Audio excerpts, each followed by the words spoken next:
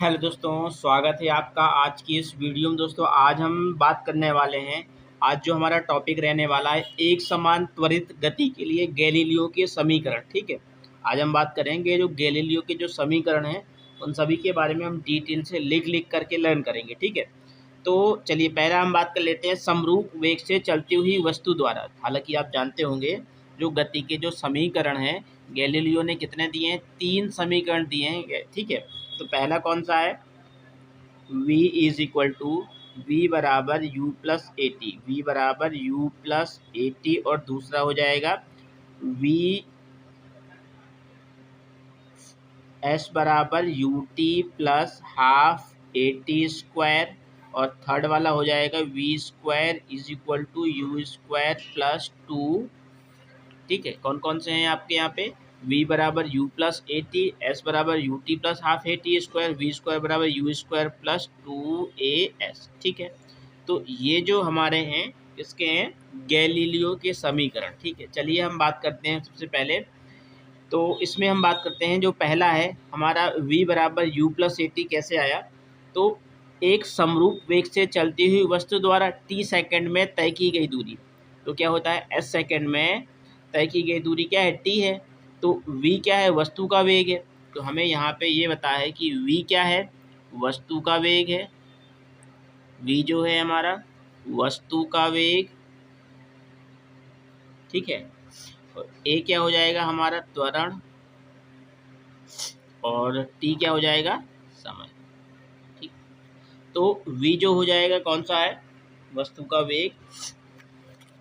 अब आगे, तो समरूप त्वरण ए से चलती हुई वस्तु द्वारा t सेकंड में प्राप्त v बराबर u प्लस ए टी। ठीक है, तो v बराबर क्या हो जाएगा हमारा यहाँ पे, v बराबर u प्लस ए टी। क्या हो जाएगा, v बराबर u प्लस ए टी।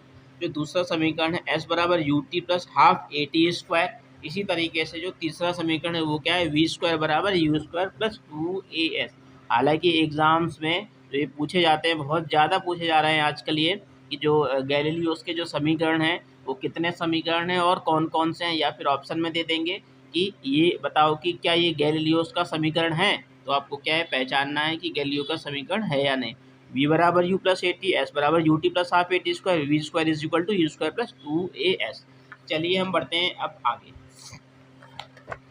तो इसके बाद क्या है कि जब क्या है किसी खास सेकंड में वस्तु द्वारा दूरी तय की जाती है, तो जो समीकरण है वो थोड़ा सा अलग से आते हैं। किस तरीके से आते हैं, अलग प्रकार से आते हैं। चलिए मैं आपको बता दे रहा हूँ किस तरीके से।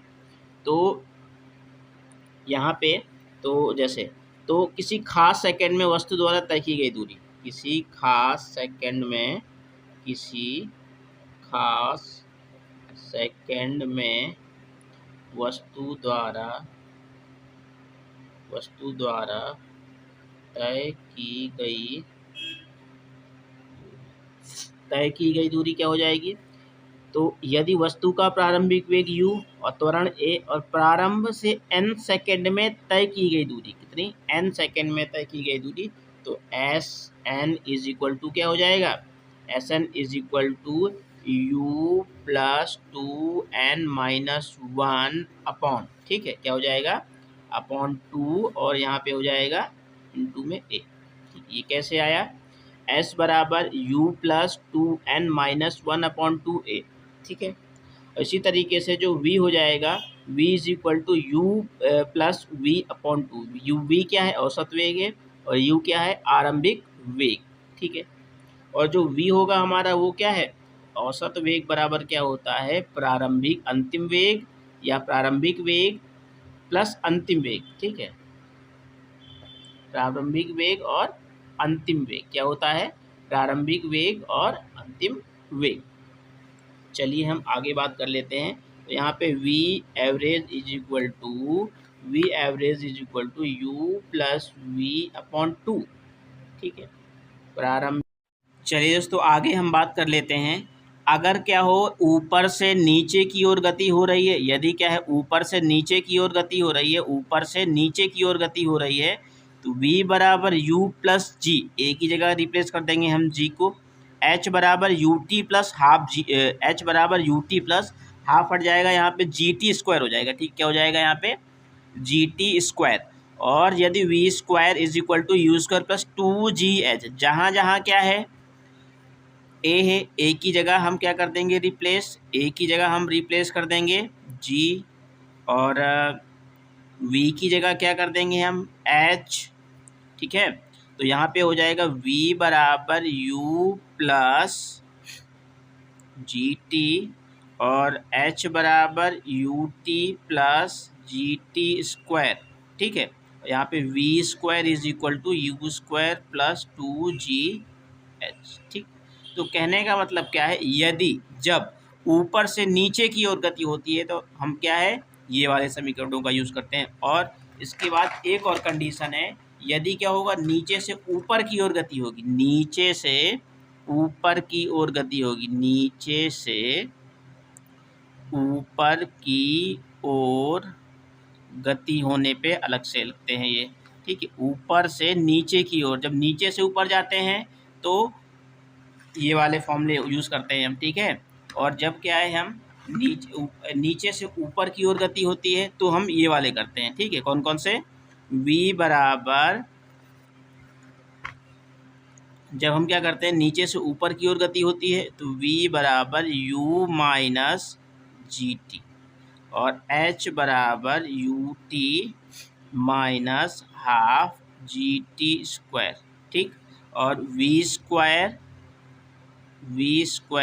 Is equal to U² minus 2GH। ठीक, आ गया होगा, उम्मीद करता हूँ दोस्तों आपको ये समझ में आ गया होगा। कब, ये कंडीशन है जब नीचे से ऊपर की ओर गति होती है। ठीक है,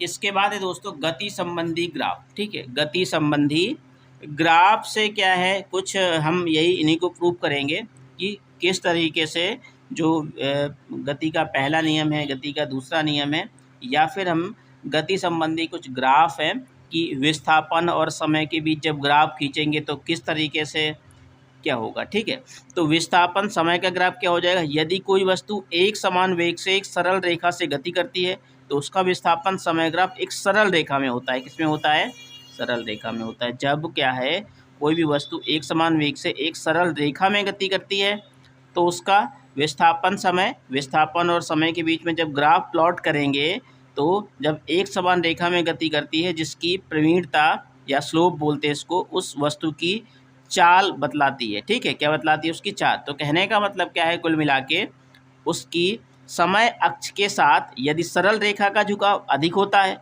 तो उसकी प्रवणता अधिक होती है। ठीक है, समय अक्ष के साथ यदि सरल रेखा का झुकाव अधिक होता है तो उसकी प्रवणता अधिक होती है।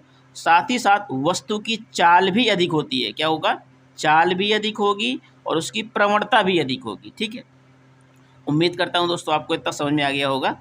जैसे ये हमने एक ग्राफ प्लॉट किया है, यहाँ पे क्या है, टी है। ठीक है, यहाँ पे ये एक्स एक्सिस में टी और वाई एक्सिस में एस। तो वाई एक्सिस जो एस लिया है वो विस्थापन, विस्थापन और समय के बीच में, तो एक θ1 ये बनेगा और एक θ2 ये बनेगा। इनकी नेमिंग कर दी हमने ए और बी। उम्मीद करता हूँ दोस्तों इतना आपको समझ में आ गया होगा। नेक्स्ट, वेग और समय, वेग और समय के बीच में जब ग्राफ को प्लॉट करेंगे तो किस तरीके से सिचुएशन होगी।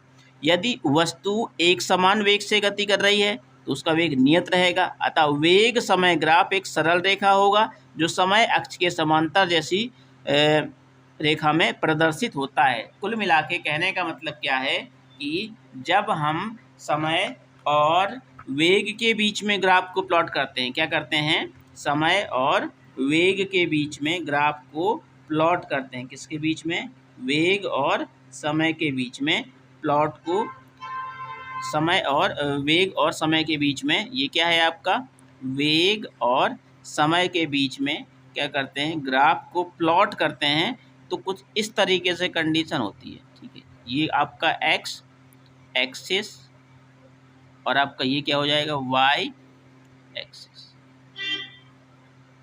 ठीक है, तो कहने का मतलब क्या है कि इस तरीके से ये सिचुएशन क्रिएट होती है। देखिए, समय और वेग क्या है आपका, यहाँ पे समय और वेग, तो यहाँ पे जो ये है, तो ये जो ग्राफ है वो एक समान गति में क्या है, गति करता है। ठीक है, एक समान वेग से गति करता है। नेक्स्ट, एक समान त्वरित गति। अब ये क्या होती है, एक समान त्वरित गति कौन सी होती है, यदि कोई वस्तु एक समान त्वरण से एक सरल रेखा में गति कर रही है तो उसका वेग समय ग्राफ भी एक सरल रेखा होता है जो समय अक्ष के साथ कुछ निश्चित कोण बनाती है। क्या बनाती है, एक निश्चित कोण बनाती है। चलिए हम देख लेते हैं वेग और वेग समय ग्राफ। ठीक है, वेग और वेग समय ग्राफ के बीच में किस तरीके से ग्राफ प्लॉट होगा। ठीक है, वेग और वेग समय ग्राफ। ठीक है, चलिए देख लेते हैं हम।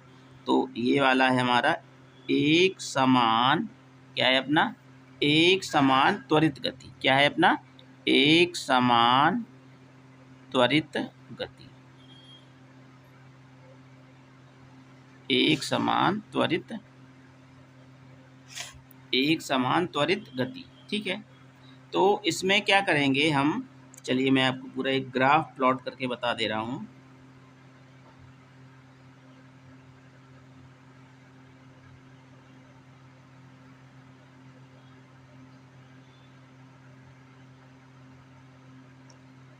इस तरीके से,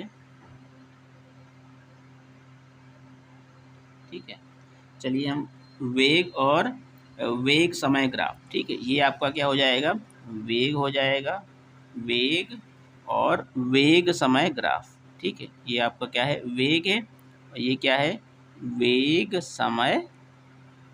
ठीक है, ये आपका वेग है, ये वेग समय है। हालांकि इसको टी से रिप्रेजेंट करते हैं, इसको हमने पी दे दिया, इसको एम दे दिया, इसको एक्स एक्सिस और ये वाई एक्सिस। ठीक है, ये एक्स एक्सिस है और ये वाई एक्सिस है। तो कहने का मतलब क्या है कि त्वरण बढ़ रहा है तो एक समान त्वरण, ये आपका क्या है, एक समान त्वरण, और ये त्वरण बढ़ रहा है। ठीक है, आशा करता हूँ दोस्तों, या उम्मीद करता हूँ दोस्तों, आपको समझ में आ गया होगा। तो इसके बाद है कुछ एक वृत्तीय गति। जब कोई वस्तु किसी वृत्ताकार मार्ग पर गति करती है तो उसकी गति हमेशा क्या होती है, वृत्तीय होती है। नोट, समरूप वृत्तीय गति एक त्वरित गति होती है क्योंकि वेग की दिशा प्रत्येक बिंदु पर बदल जाती है। क्या होता है, जो वेग होता है, वेग की जो दिशा है वो प्रत्येक बिंदु पर क्या होती है, बदल जाती है। क्या होता है, वेग की जो दिशा होती है वो प्रत्येक बिंदु पर बदल जाती है। इसके बाद नेक्स्ट दोस्तों, कोणीय त्वरण। कोणीय वेग के परिवर्तन की दर को हम क्या कहते हैं, कोणीय त्वरण कहते हैं। मतलब कहने का ये है, कोणीय वेग के परिवर्तन की दर को हम कोणीय त्वरण कहते हैं। तो अब जो कोणीय त्वरण है, कोणीय त्वरण जो होता है कोणीय वेग में परिवर्तन की दर होता है, और कोणीय वेग में परिवर्तन की दर क्या है, delta omega upon del W upon del T. ठीक है, और जो कोणीय त्वरण होता है इसका जो मात्रक है दोस्तों वो क्या होता है, रेडियन प्रति सेकंड स्क्वायर। क्या होता है, रेडियन प्रति सेकंड स्क्वायर, रेडियन प्रति सेकंड स्क्वायर। ठीक है, नेक्स्ट कोणीय वेग। अब नेक्स्ट टॉपिक है कोणीय वेग के बारे में। एंगुलर वेलोसिटी क्या होती है, क्या होती है एंगुलर वेलोसिटी, वृत्ताकार मार्ग पर गतिशील कण को वृत्त के केंद्र से मिलाने वाली रेखा एक सेकंड में जितने कोण से घूम जाती है उसे उस कण का कोणीय वेग कहते हैं। इसे क्या करते हैं हम, ओमेगा से रिप्रेजेंट करते हैं, ओमेगा से हम इसको प्रदर्शित करते हैं। इसके बाद है नेक्स्ट दोस्तों, नेक्स्ट दोस्तों में क्या है कि अभिकेंद्रीय त्वरण किसे कहते हैं, सेंट्रीपिटल फोर्स। सेंट्रीपिटल फोर्स क्या होता है, जब कोई कण एक समान चाल v से r त्रिज्या में गति करता है तो कण में केंद्र की दिशा में v square upon U R के बराबर त्वरण कार्य होता है। किसके बराबर, v स्क्वायर अपॉन आर के बराबर त्वरण कार्य होता है, जिसे अभिकेंद्रीय त्वरण कहते हैं। इस त्वरण का परिमाण नियत रहता है। ठीक है, क्या रहता है, कांस्टेंट रहता है, लेकिन उसकी दिशा हमेशा परिवर्तित होती रहती है क्योंकि यह गति के प्रत्येक बिंदु पर केंद्र की दिशा में रहती है। गति के प्रत्येक बिंदु पर केंद्र की दिशा में। अभिकेंद्रीय त्वरण की अगर हम बात करें तो केंद्र की तरफ हमेशा क्या होगा, झुकाव होगा। अभिकेंद्रीय त्वरण के बिना वृत्तीय गति असंभव है। ठीक है, कहने का मतलब यहाँ पे कुल मिला के ये है कि अभिकेंद्रीय त्वरण के बिना क्या है, वृत्तीय गति असंभव है। नेक्स्ट है दोस्तों कोणीय संवेग। घूर्णन गति करने वाले किसी पिंड के जड़त्व आघूर्ण एवं कोणीय वेग के गुणनफल को क्या कहते हैं हम, कोणीय वेग कहते हैं। मतलब क्या है कि कोणीय संवेग, जड़त्व आघूर्ण इंटू कोणीय वेग, L is equal to I omega. ठीक है, कोणीय संवेग क्या होता है? जड़त्वाघूर्ण इंटू कोणीय वेग। क्या होता है? कोणीय संवेग जड़त्वाघूर्ण इंटू कोणीय वेग। उम्मीद करता हूं दोस्तों आपको इतना समझ में आ गया होगा। इसके बाद है नेक्स्ट, एक समान वृत्तीय गति। यदि कोई कण किसी स्थिर वृत्त की परिधि या उस पर नियत चाल में घूम रहा है तो उसकी गति क्या होती है? एक समान वृत्तीय गति होती है। कहने का मतलब क्या है कुल मिला के कि यदि कोई या जब कोई कण किसी स्थिर वृत्त की परिधि पर एक नियत चाल में घूम रहा है, ठीक है, कांस्टेंट स्पीड में घूम रहा है, तो उसको हम क्या कहते हैं?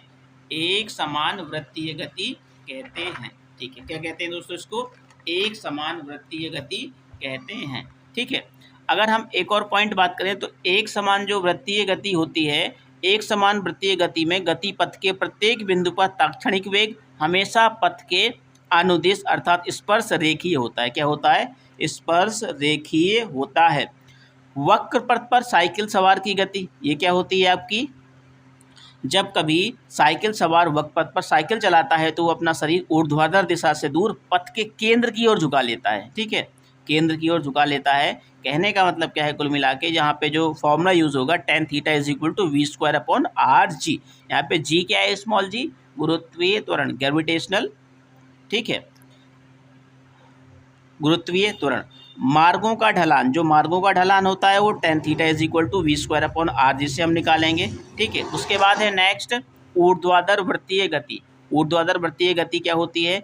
जब कोई पिंड क्षैतिज तल में घूमता है तो उसकी चाल एक अभिकेंद्र बल स्थिर रहते हैं। ठीक है, क्या रहता है? एक अभिकेंद्र बल स्थिर रहते हैं। परंतु यदि किसी धागे या डोरी से बंधे वृत्त को ऊर्ध्वाधर वृत्त में घुमाया जाता है तब उसकी चाल स्थिर नहीं रहती, क्योंकि इस पर गुरुत्वीय त्वरण लगता है। ठीक है, पिंड की चाल का मान निम्नतम बिंदु पर अधिकतम तथा उच्चतम बिंदु पर न्यूनतम। कहने का मतलब अपोजिट चलता है।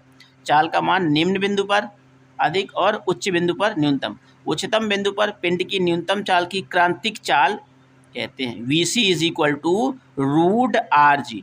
आर क्या है? वृत्त की त्रिज्या। VC क्या है? क्रांतिक चाल।